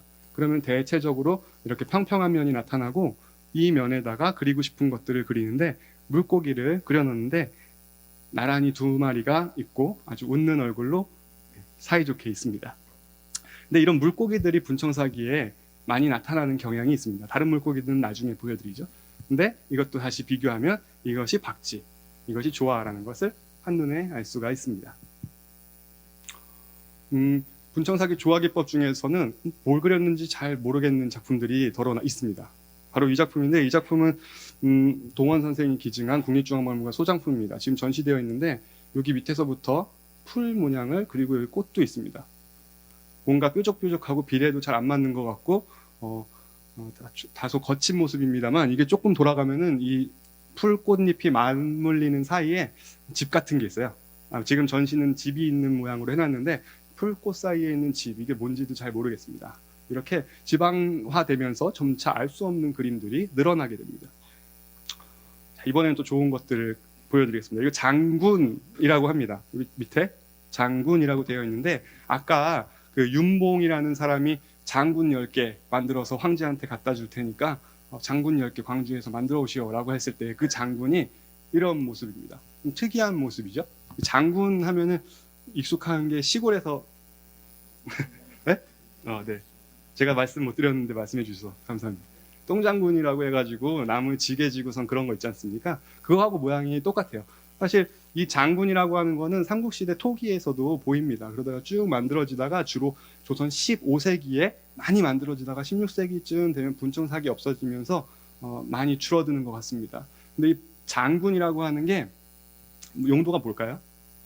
이거는 술이요? 네. 맞습니다. 술을 담는 용도인 것 같습니다. 그런데 이게 또 우리가 제목을 쓸 때 이렇게 장군이라고 쓰는데 한자로 쓸 때는 장본이라고 갖다가 써놔요. 왜 장본이라고 쓰냐면 아까 보여드렸던 그 기사에 세종실록 그 기사에 한자로 장본이라고 써있기 때문에 그 장본을 그대로 인용해서 쓰고 한글로 쓸 때는 우리 보통 그 똥장군 말할 때 그 인용하는 그래서 순우리말로 그냥 장군이라고 쓰게 됩니다. 그래서 보통 한자하고 한글말이 달라서 많이들 물어보시는데 그런 이유 때문입니다. 그래서 장군들은 이렇게 생겼습니다. 옆으로 길쭉하게 생겼는데 이 장군은 이 장군 중에서도 진짜 장군감입니다. 제일 좋은 도자기인데 왜 좋으냐 하면 지금 보셨을 때 처음 이 그림을 보셨을 때 어떤 느낌이 드셨는지 궁금하네요. 굉장히 날렵하면서도 단정되어 있다라는 느낌이 드셨을 거예요. 제가 이런 느낌을 어떻게 받았을까라고 생각하다가 다른 도자기들을 전시실에서 보다가 아마 이런 이유 때문이겠구나라고 생각했습니다. 이렇게 넓은 면들이 단정하게 되어 있는 반면에 이 조화, 우리가 지금 조화 박지 배우고 있으니까요. 이 조화 선들을 한번 보시죠. 구불구불 하면서도 굉장히 속도감이 느껴집니다. 다른 도자기들, 요즘에 따라서 만든 분청사기나 아니면 좋지 않은 당시의 분청사기들을 보면요. 이 선들이 자신감이 없이 이렇게 딱딱한 느낌으로 흘러가는 경우가 있습니다. 그런 것들에서 이런 빠른 속도감이 주는 쾌감을 느끼기는 어렵죠. 이 분청사기는 옆면이나 전체 기형도 좋습니다만은 이 중앙 문양대에 있는 모란문이 시원스럽게 장식된 것이 이 도자기를 보물로 만들어준 하나의 이유라고 할 수가 있겠습니다. 제가 아까 이번 시간에는 좀 더 재밌는 그리고 지방화되어 있어서 자유로운 것들을 보여드린다고 자신 있게 말씀드렸는데 이제부터 좀 더 보여드릴 수가 있겠네요. 제가 좋아하는 도자기를 한번 골라봤습니다. 이거는 호라고 되어 있어서 항아리인데 아주 재밌는, 뜯어보면 뜯어볼수록 재밌는 작품입니다. 이 뒷면입니다. 똑같은 도자기예요. 한번 이거 보시죠. 이거 어떻게 만들었을까요? 호를 만들고 분장 회청사기니까 당연히 분장을 처음으로 합니다. 분장을 하고 이제 박지와 조화 기법으로 연꽃잎, 덩굴문양, 새, 버드나무, 그리고 여기에 또 연꽃잎 이렇게 했습니다. 근데 한번 뜯어볼까요? 이 새부터 보겠습니다. 이 새가 왜 재밌느냐? 바로 이 분장 때문에 이 새가 더욱 돋보입니다. 사실 새는요, 언제나 그렇듯이 이제는 새로울 것도 없습니다. 이 버드나무와 새를 나란히 놓고 보시면 이미 새는 타조보다 더 큰 버드나무만한 새가 됐습니다. 근데 이 새가 공교롭게 발 모양을 한번 보시면 교차가 되어 있어서 열심히 달리는 듯한, 뭔가 쫓겨서 달리는 듯한 모습을 하고 있는데 이 새를 보시면 속도감마저 느껴지실 거예요. 그 속도감은 어디서 올까요? 바로 이 분장 때문입니다. 우리 옛날 애니메이션 같은 거 보면 휙휙휙 지나가 뒤에 배경이 막 지나가지 않습니까? 그것처럼 이 빠른 붓질, 이 분장을 할 때 붓 때문에 의도했는지 의도하지 않았는지는 아까 말씀드렸다시피 알면 좋고 모르면은 할 수 없지만 이 장인들은 이렇게 만든 것이죠. 그래서 이 비레미가 깨지고 새는 학인지 오리인지 타조인지 잘 모르게 됐습니다만은 우리는 이 속도감과 과감성에서 재미를 느끼게 됩니다. 아이고. 또 한 가지 봐야 되는데요. 바로 이 당초문 때를 보시죠. 당초문은 덩굴문이라고 하는데요. 이 덩굴문은 원래는 조화로 이렇게 동글동글 이어지는 모습을 표현을 했습니다. 여기까지 했으면은 그런 덩굴문을 표현했겠구나라고 했을 텐데 이 장인은 이 박지가 주는 효과를 알고 있었던 것 같아요. 주변을 걷어내면 문양이 더욱 돋보인다라는 것을 알고 박지를 시작합니다. 여기 하다가 아닌가? 여기도 하고 여기도 하다가 말았어요. 왜 하다가 말았을지는 쉽게 알 수가 있습니다. 여기서부터 박지를 쭉 해서 들어가면 문양이 다 없어져 버리죠. 그래서 조금 했습니다. 그래서 오히려 이 조금 한 게 보면은 꽤 규칙적이라서 어떻게 보면은 의도한 것 같다라는 생각이 들고요. 여기도 마찬가지입니다.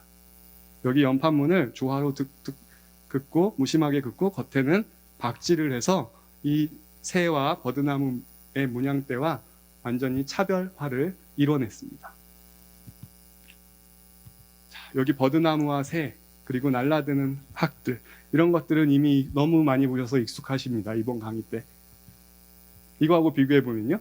원래는 이런 유려한 버드나무, 바람이 불면 한들한들 흔들릴 것 같은 버드나무였는데 태풍에도 끄떡없을 것 같은 튼튼한 버드나무가 완성이 돼 있죠.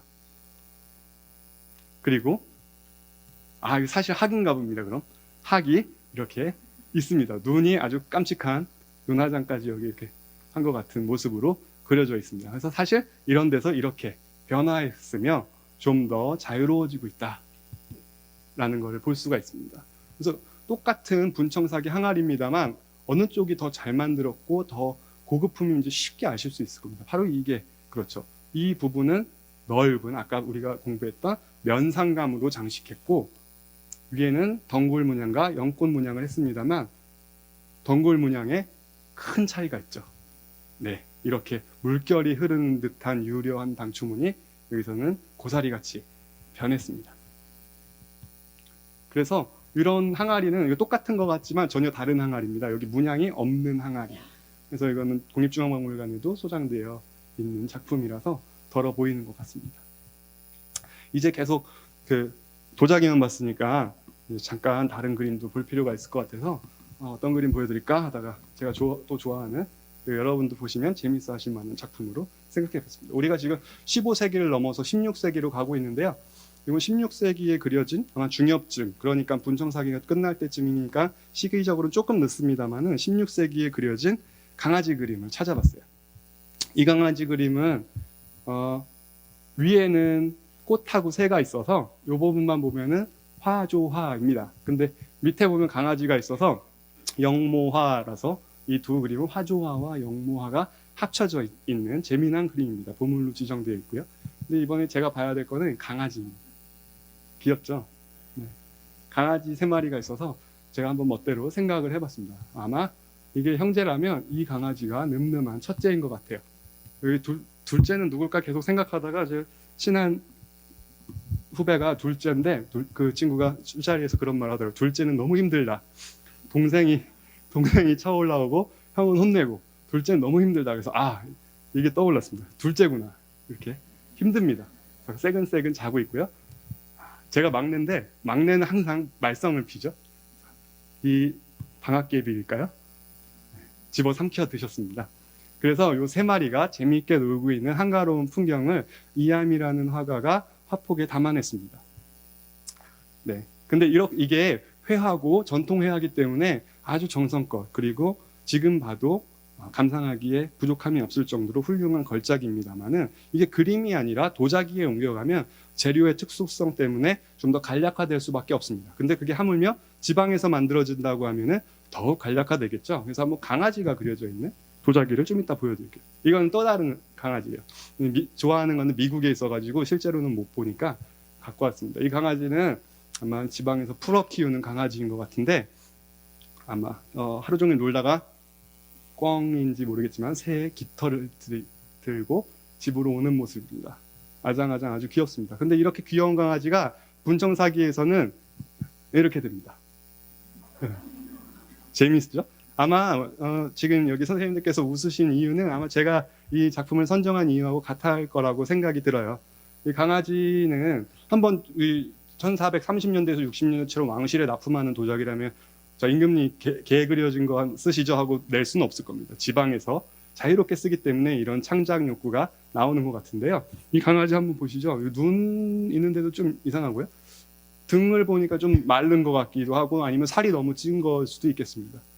꼬리를 보니까 아마 꼬리털을 표현한 것 같은데 제가 봤을 때 부들부들 떠는 모습을 표현한 것 같아서 강아지 키우는 분들이라면 강아지가 이런 모습을 취할 때 무슨 일을 하는지 다 알 수가 있습니다. 그렇죠?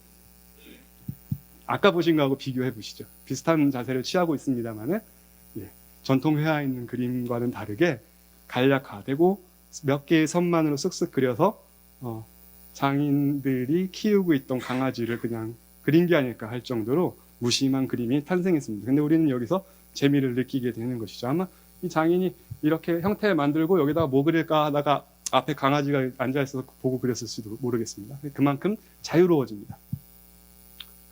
이건 제가 제목을 일부러 안 썼어요. 이거 뭐 그린 것 같으세요? 정답은 뭐 없습니다. 이거 제목은 제가 한번 미리 보여드릴게요.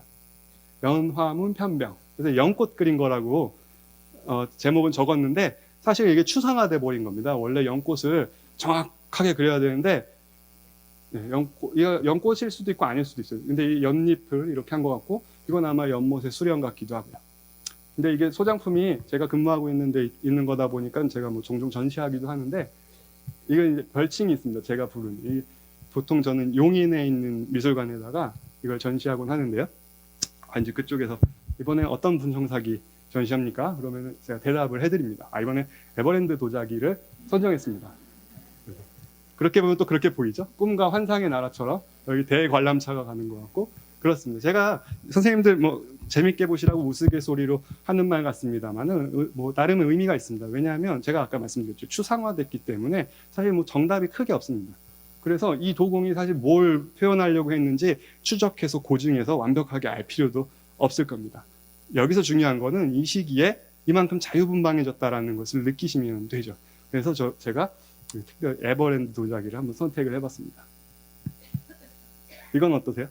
이거는 이게 조화를 중심으로 만든 건데 마치 몬드리안의 작품을 보는 것 같다고 하면 너무 억지스러울까요?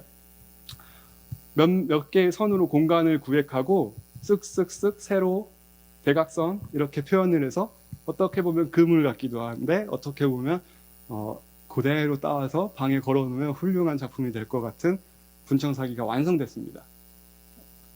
아쉽게도 뭐 일본에 있어가지고 우리나라에서 쉽게 볼 수 없는 작품인데요. 그래서 사진으로나마 가지고 왔습니다. 이거 재밌죠? 이거는요, 새예요, 새. 요게 보통 뭐죠? 연꽃잎이 보통 이 자리에 있지 않습니까? 그래서 아까 제가 심각하게 받아들이면서 보여드렸던 이 새의 큰 잘못이 뭔지 말씀드렸죠. 선을 밟았다. 근데 이 새는 선 따위는 상관없는, 어떻게 보면은 여기가 세 장 같았고, 그래서 이 세 장을 넘어서 자유의 세계로 가는 것처럼 세 장을 탈출하는 새처럼 그렸습니다. 이렇게 소심하게 밟는 정도가 아니라 이 연판문이라고 하는 고정적으로 있는 장식에 그냥 침범해 버렸어요. 새 깃털이. 그만큼 규격은 신경 쓰지 않는 모습으로 변화하게 됩니다. 표지에 선택한 도자기예요. 아까 분청사기 박지 기법 말씀드릴 때 좀 전에 장군 보여드렸는데 그것하고 같은 모란 문양입니다. 이 도자기를 볼 때마다 저는 말할 수 없는 시원함을 느끼는데요. 바로 이 문양대 때문인 것 같습니다. 이렇게 돌아가면서 선이 이루어져 있는데 예쁘게 분장을 꼼꼼하게 한 다음에 일부 박지, 그다음 일부 조화로 유려한 선을 나타냈습니다. 아까 보셨을 때 분장을 휙휙 해가지고 속도감이 느껴지는 분장 회청사기를 보여드리기도 했습니다만 이거는 아주 꼼꼼하게 칠했어요. 이 부분이요. 이 부분은 아니지만요. 그래서 이 벗겨냈을 때, 이 분장한 걸 벗겨냈을 때 이 색깔의 차이 때문에라도 더욱 강렬하게 느껴지는 것 같습니다. 근데 이 부분에 보면 이렇게 턱이 있네요. 이런 턱들이 있는 도자기가 종종 있어요. 발굴 보고서를 보니까 고창에 이 용산리라는 가마터가 있는데 올 초인가요? 그 작년 고창 전주박물관에서 전시가 있었습니다. 거기서 나왔던 작품에 보면 이런 것들이 출토가 됐습니다. 누가 봐도 똑같죠? 그리고 여기서는 잘 안 보이는데 여기서 만든 것들은 이상하게 턱들이 있어서 아마 이 도자기는 고창 용산리에서 만든 것 같다는 생각이 들었습니다. 그러니까 아까 제가 처음 말씀드렸다시피 분장 회청사기는 주로 전라도에서 많이 만들어진 것 같습니다. 제가 주로라고 말씀드리는 거는 거기서만 만드는 게 아니라는 겁니다. 이제 분장 회청사기를 보여드렸으니까 새롭게 철화기법으로 넘어가겠습니다. 이 철화기법은요, 붓으로 표면에다가 그리는 겁니다. 그러니까 지금까지는 뭔가 뾰족한 걸 이용해서 파고 채우거나 칠하고 벗겨냈는데 이제는 그런 딱딱한 기법이 아니라 부드러운 붓을 활용해서 뭔가 그린다, 한다라는 기법이기 때문에 이건 또 이거대로 새롭습니다. 자, 이거는 파고 채웠죠? 이거는 칠하고 벗겨냈죠? 이것과는 전혀 다른 그림이 나타납니다. 아까 제가 물고기 말씀드렸는데 여기 이 철화병에도 물고기가 굉장히 많습니다. 이 물고기는 아주 사나워 보이죠? 여기 입도 이렇게 돼가지고 마치 뭐 라이온킹에 나오는 그런 원숭이 같은 얼굴을 하고 있어요. 근데 이렇게 무서운 이 철화 물고기가 있는 반면에 귀엽죠? 조화로 된 물고기는 이렇게 귀여워서 같이 관상으로 키우고 싶을 정도의 물고기들도 있습니다. 그래서 보통 전시하다 보면 그리고 이렇게 전시 설명드리거나 했을 때 관람객들을 마주하게 되면 종종 있는 질문 중에 하나가 이 물고기에 대한 질문이 좀 있습니다. 왜냐하면 보시기에 물고기 모양이 다 다르거든요. 제가 보여드린 건 두 개만 갖고 왔지만 길쭉해서 장어 같은 것도 있고 뭐 제각각입니다. 그래서 이건 도대체 어떤 물고기를 그린 겁니까? 그래서 생태적으로 여쭤보시는 분들이 있는데 그게 조금은 어렵습니다. 왜냐하면 그때 당시 장인들은 그런 사실성에 입각해서 이걸 그대로 내가 구현하겠다 이런 생각이 있는 게 아니라 그냥 그리던 의장화된 모습을 그리는 겁니다. 그래서 이건 정확하게 뭐 정약용 선생 형님처럼 정약전 선생처럼 이렇게 자산어부처럼 물고기 생태학에 입각해서 그린 것이 아니기 때문에 요거는 장어고 요거는 은어고 이렇게 할 수가 없습니다. 근데 제가 하도 그런 질문을 많이 받아서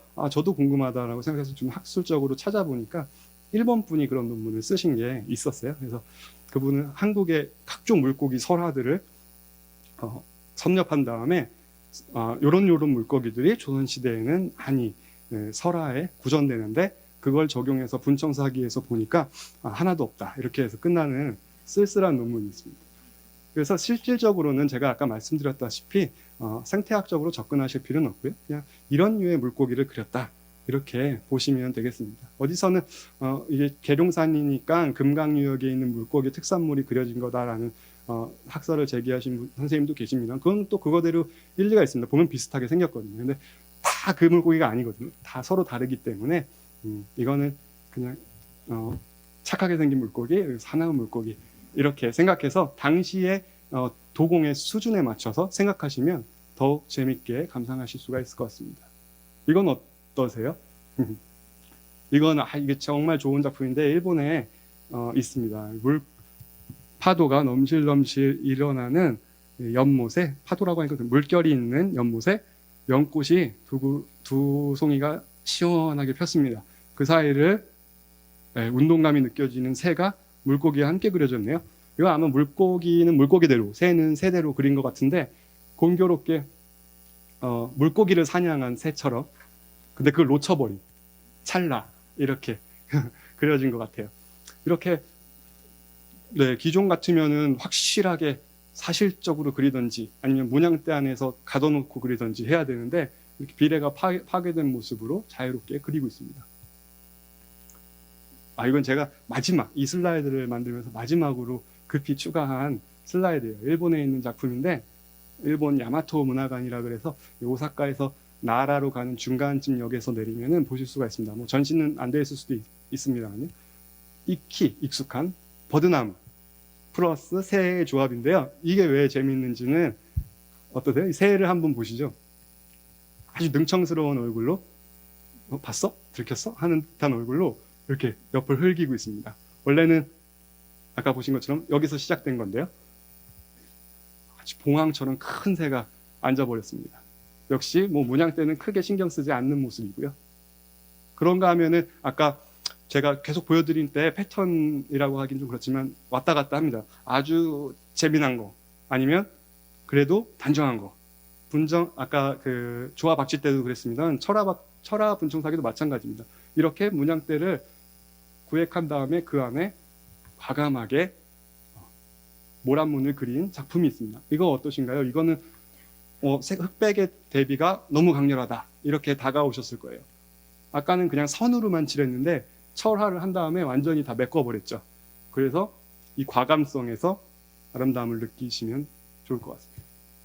그런가 하면 이런 것도 있어요. 이거는 항아리이긴 항아리인데 이거 뒤집어서 보면 이 바닥에 구멍이 하나 뽕 뚫려 있어요. 그래서 아마 뭔가 화분으로 쓰지 않았을까 이런 생각을 하는 항아리입니다.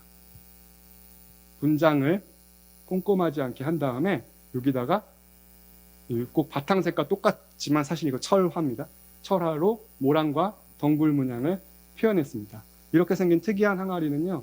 일본에도 전해지는데요. 비슷한 모양의 문양대를 해서 아예 새의 공간과 모란 덩굴의 공간을 분리해 버렸습니다. 이 작품과 이 작품의 큰 차이점이라고 한다면 이 철화의 선입니다. 굉장히 세필로 그림을 그려서 아까 같은 무거운 육중한 느낌은 없습니다만은 간결하고 산뜻한 느낌으로 다가오게 됩니다. 이거는 좀 전에 보신 세필하고는 또 다르죠. 뭐 만약에 제가 서예 가라고 한다면 화선지에다가 먹을 푹 칠해가지고 예술을 했다면 이렇게 될 것 같아요. 뭘 그렸는지 모르겠지만 아마 이거는 덩굴 문양을 간략화해서 그린 것 같은데 꼭 산 같기도 합니다. 그래서 요게 테토, 그러니까 도자기 몸체를 이루는 흙 위에 흰색 분장을 대충 한 다음에 이렇게 꼭 한 번의 붓질로 표현을 해서 멋있는 당초문 병이 완성이 됩니다. 이런 그 철화 분청사기는요 주로 충청도 지방에서 많이 만들어집니다. 그럼 충청도 중에서도 어디냐? 여기 바로 계룡산 학봉리라고 하는 가마터에서 많이 만들어집니다. 이 계룡산 가마터는 1920년대에 일제강점기 때 일본 사람들에 의해서 한번 발굴이 있었습니다.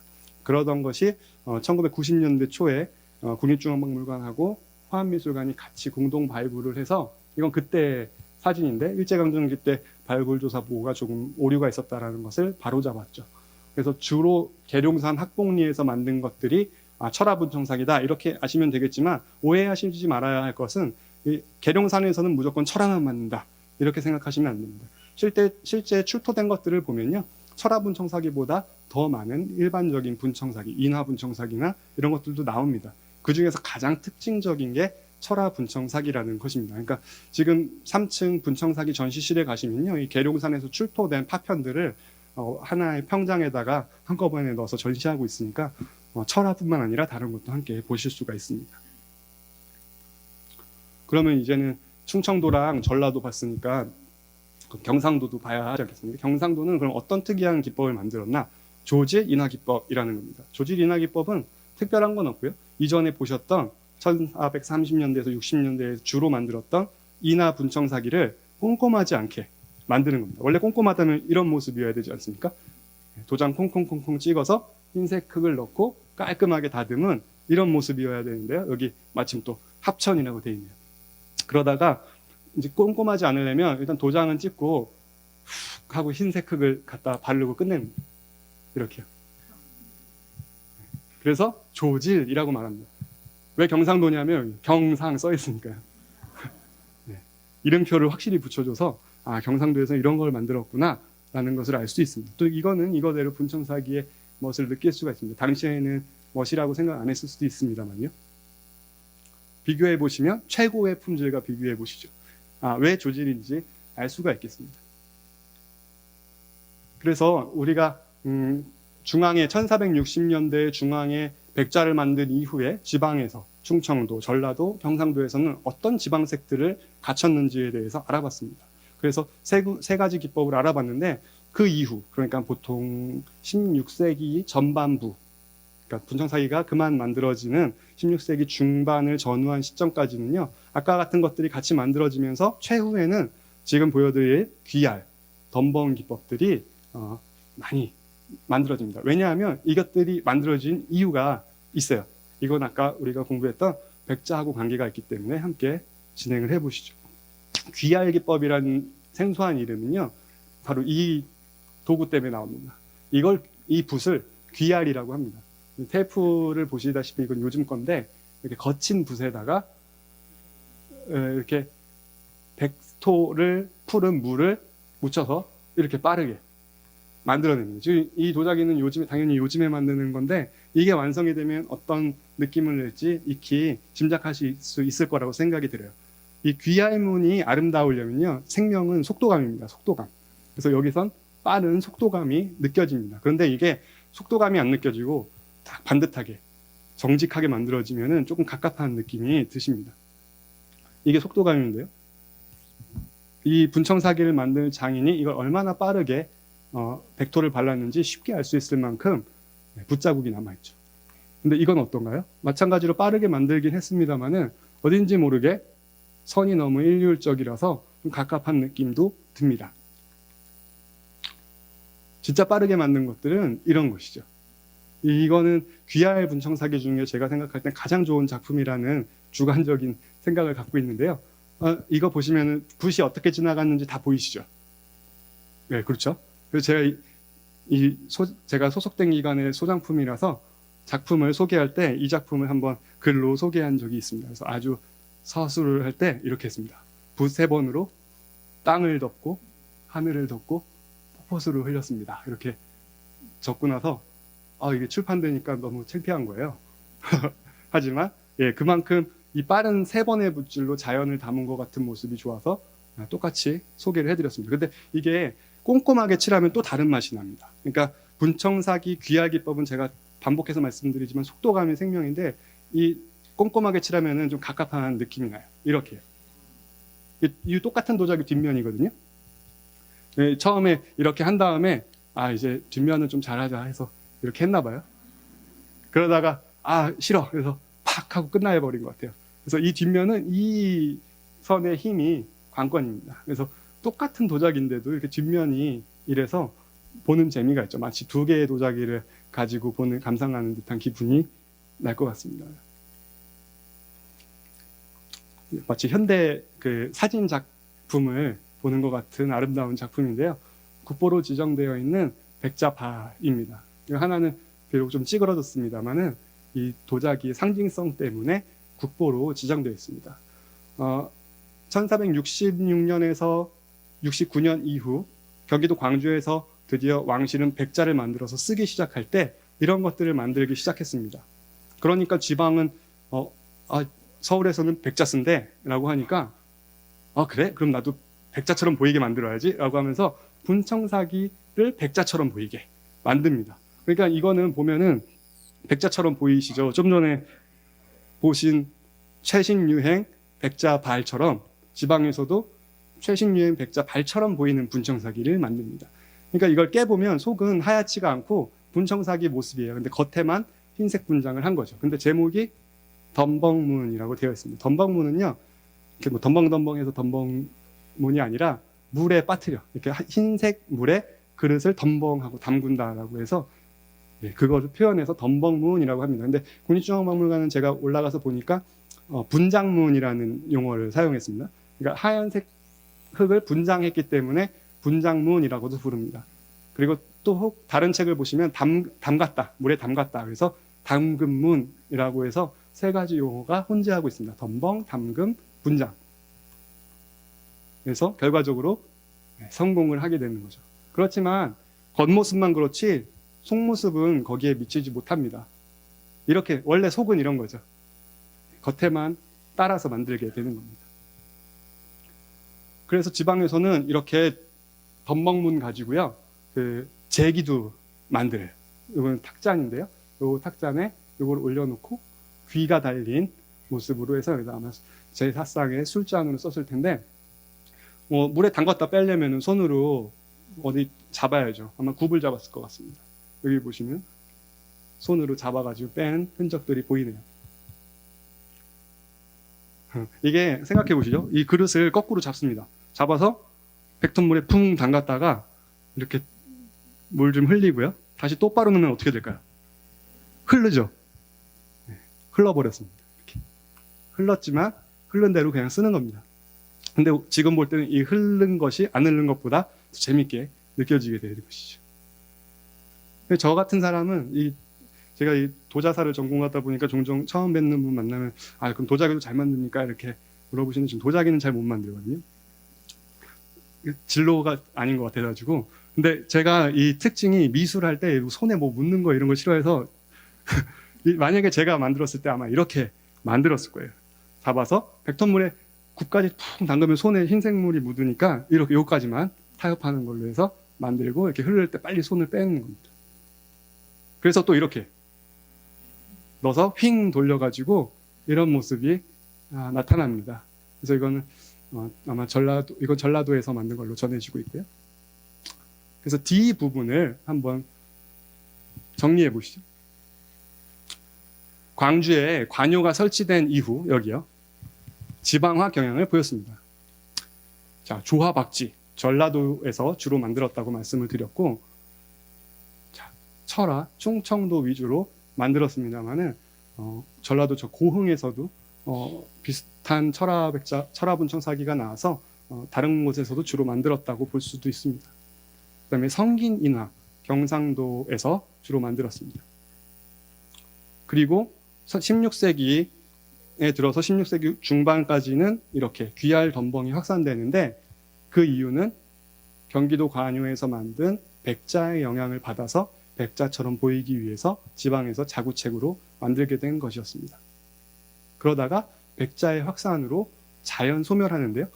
여기 바로 옆에 보시면 전국 각지에 지방 백자가 만들어진다. 그리고 그 시점은 제가 구두로 16세기 중반을 전후한 시기라고 말씀드렸으니까 이미 지방에서마저 백자를 만든다고 한다면 아마 그 시점에 경제적인 논리를 위해서 분청사기가 중지되는 것입니다. 그러니까 대략 시점을 조선시대 16세기 내수시장의 변화, 분청사기에서 백자로의 변화 때문에 분청사기의 종언이 고해졌다. 이렇게 보시면 될 텐데 간혹 전해지는 말들이나 아주 오래전 연구에 의하면 임진왜란이 일어나서 장인들이 잡혀갔기 때문에 그 맥이 끊겨서 분청사기가 종료된 거다. 이렇게 전하는 책도 있을 수가 있습니다. 근데 사실은 그렇지 않고 훨씬 이전에 전이된 것으로 이행된 것으로 보시는 것이 더욱 바람직합니다. 그래서 보통 그런 설은 일제강점기 때 일본인 학자에 의해서 제시된 것이고요. 지금은 많이 수정된 견해로 전해드립니다.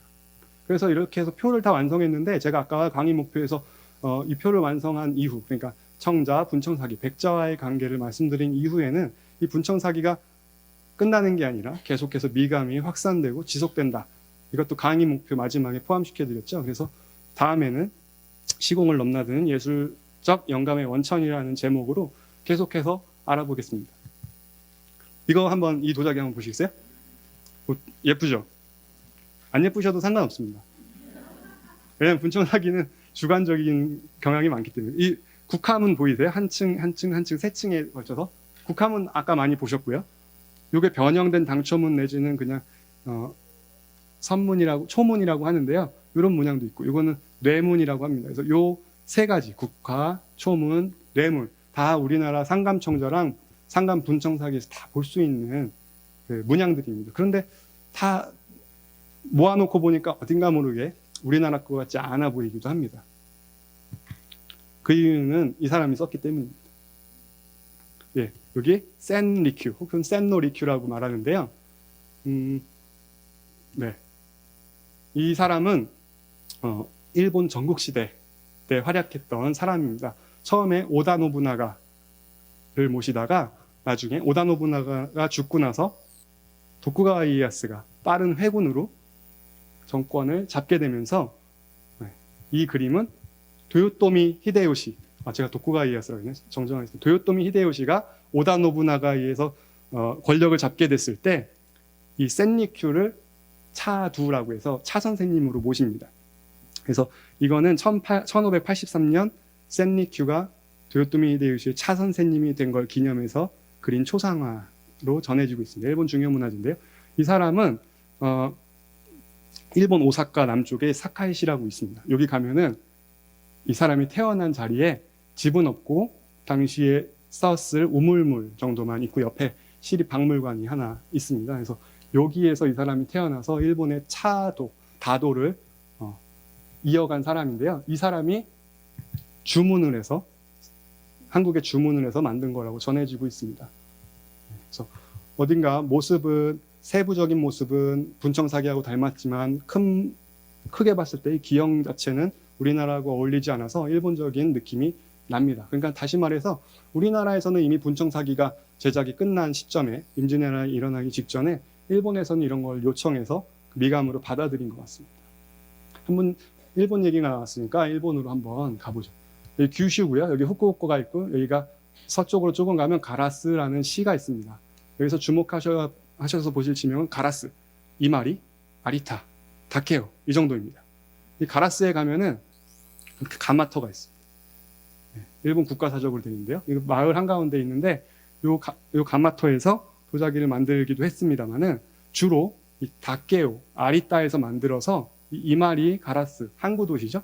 이쪽으로 이동해서 팔려나가게 됩니다. 그래서 이 다케오에서 만든 도자기를 하나 보여드릴게요. 이건 미국에 있습니다. 17세기 중반 거로 보이는데 이미 우리나라는 전쟁도 끝나고 백자 시대로 완전히 접어들었을 때 일본은 마찬가지로 이 이마리를 중심으로 해가지고 백자 그리고 색깔이 있는 장식된 백자를 많이 만듭니다. 그러는 와중에 이 분청사기와 연관이 되어 있는 작품들을 만들죠. 이 소나무를 지우고 이 부분만 보시죠. 똑같죠. 분창사기 아까 귀알로 만든 거. 그 위에다가 일본스러운 소나무를 한 그루 그려넣어서 분청사기의 일본적 미감이 반영된 결과물이 낳게 됩니다. 이건 분청사기처럼 보이기는 하네요. 아까 성기게 만든 분청사기처럼 보이긴 하는데 실제 만든 시점을 보면은 20세기 초입니다. 이건 일제강점기 때 만들어진 것들인데 일본 사람들에 의해서 일본에서 만들어진 걸로 보입니다. 그래서 아마 그때 당시에 분청사기 그리고 조선 백자에 감화된 일본인들이 이렇게 만든 걸로 보이고요.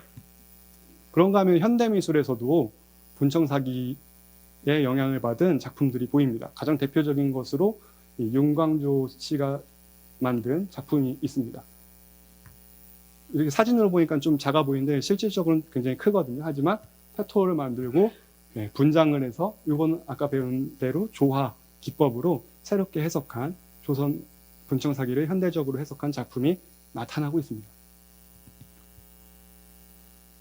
이건 잘못 들어간 것 같죠? 잘못 들어간 거 아니고 일부러 이렇게 크게 했습니다. 이거 벽에 있는 낙서 같죠?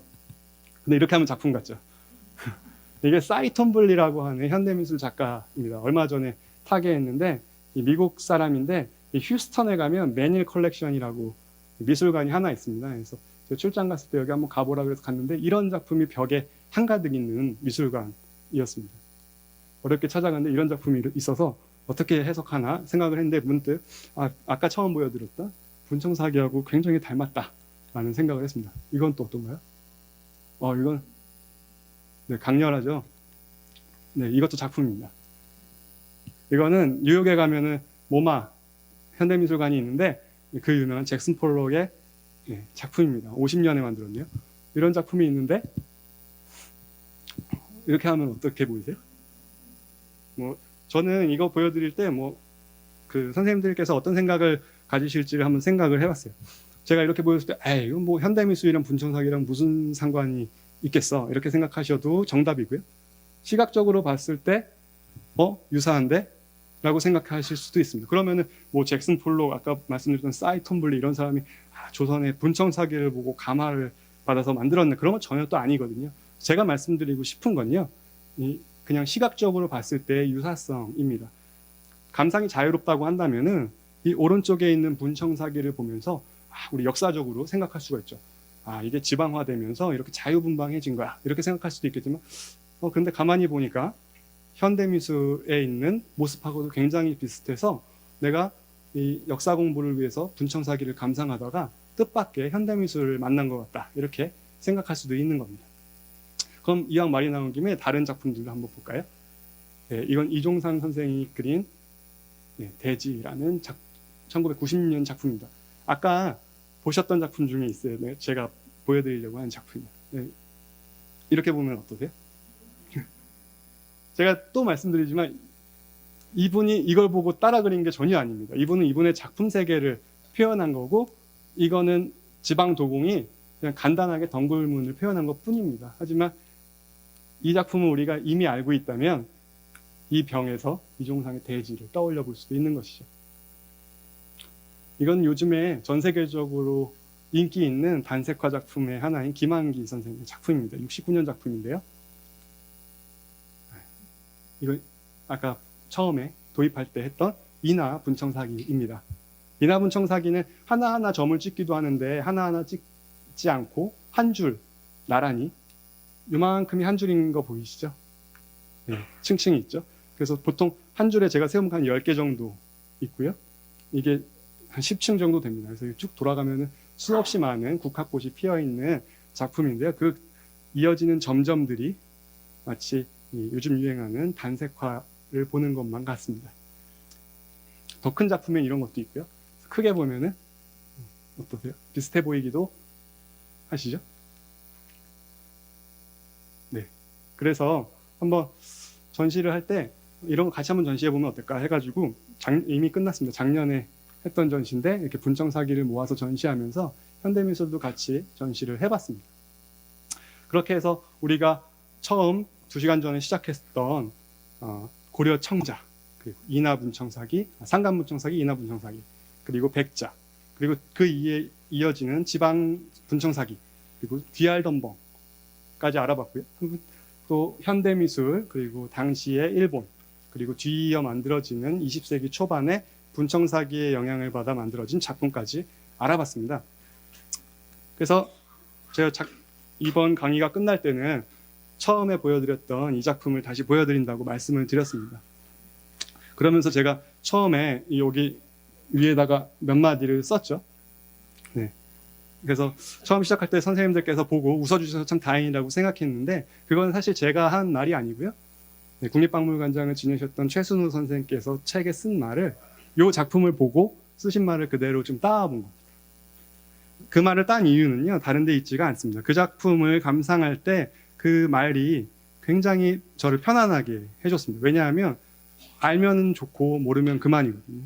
분청사기 자체가 어떤 정답이 있는 게 아니고 그냥 본대로 느낀 대로 생각하면 되는 겁니다. 근데 제가 아쉬운 거는 제가 전시 시작하기 전에 저기 상설 전시실 분청사기실에 한 30분 정도 있다가 왔거든요. 그래서 분청사기 한참 보다가 어떤 분께서 제 옆에서 이렇게 지나가시면서 본인의 감상평을 말씀하셨습니다. 뭐라고 말씀드렸냐면 백자하고 청자는 예뻐 보이는데 분청사기는 촌스러워, 이렇게 말씀을 하셨습니다. 그래서 저는 욱하는 게 있는 게 아니고 오늘 저의 강의에 목표가 생겼다, 이렇게 생각을 했습니다. 그게 뭐냐면요, 바로 이겁니다. 촌스럽다고 생각하는 게 정답일 수도 있고요. 지금 보시는 거에 뭐 정신사납게 선만 찍찍 그어놨어? 이렇게 생각해도 좋습니다. 왜냐면 여기 자체에서 느끼시는 게 그거였으니까요. 근데 좀 더 발전해서 이 작품에서 사이톤 분리의 작품이 보인다, 이렇게 생각하셔도 좋겠죠. 그래서 제가 드린 요점은요, 정답이 없습니다. 어렵게 생각하지 마시고 있는 그대로 감상을 해주셨으면 좋겠고요. 저는 여기 400분이 오신다 그래서 굉장히 기뻤는데요. 제가 드리고 싶은 말씀은 이 강의가 끝나고 2시간이나 폐관 시간이 남아 있으니까 국립중앙박물관 저기 상설 전시실에서 오늘 보여드렸던 실제 작품들을 좀 보셨으면 좋겠고, 청자 그리고 백자실까지 함께 보시면 더욱 재미있게 감상하실 수 있을 것 같습니다. 오늘 만나서 굉장히 반갑고요. 제가 약속한 시간은 4시까지였는데 지금 3시 50분입니다. 제 강의 여기서 마치겠습니다.